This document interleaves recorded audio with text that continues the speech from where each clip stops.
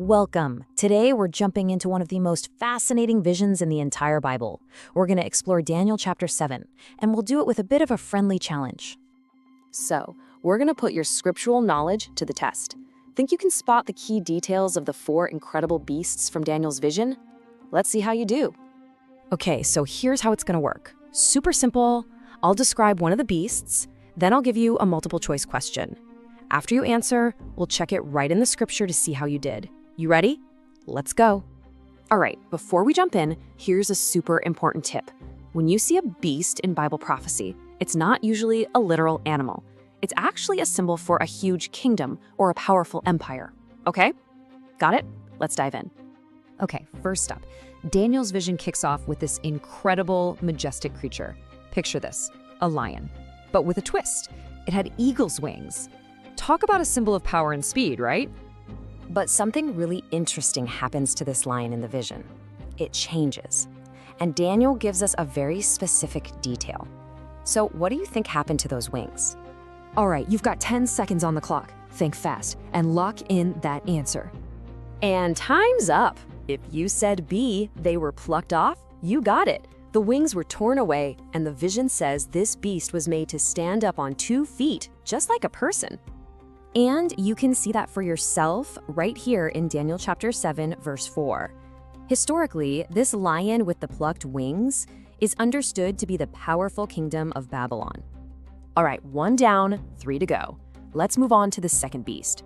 After that lion, Daniel sees something totally different come up, a massive, powerful bear. Now again, the vision gives us this very specific, kind of gruesome detail. The bear is holding something in its mouth. Do you remember how many ribs it was clutching between its teeth? Okay, 10 seconds, start now. What's it gonna be? And the correct answer is B, 3 ribs. Yep, the bear had 3 ribs right there in its mouth. If you got that, nice job. And just like before, we can find that detail right in the text, in verse 5. This huge, consuming bear is a symbol for the Medo-Persian Empire.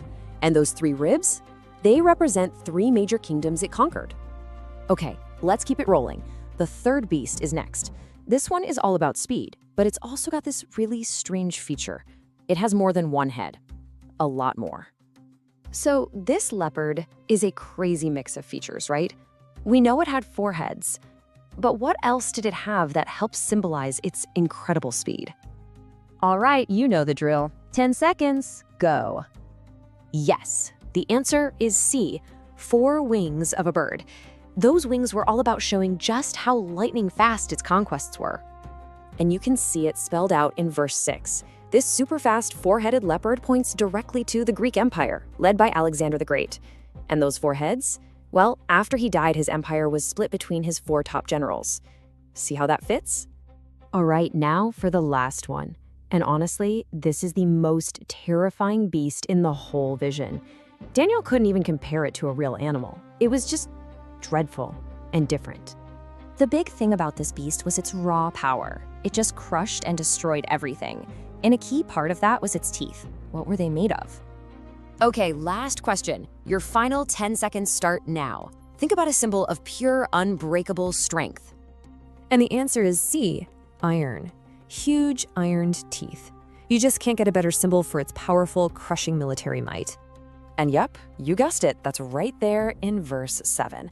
This final, terrifying beast is a perfect picture of the unstoppable Roman Empire. So let's just recap real quick. We have 4 beasts, and they represent 4 major historical kingdoms, one right after the other.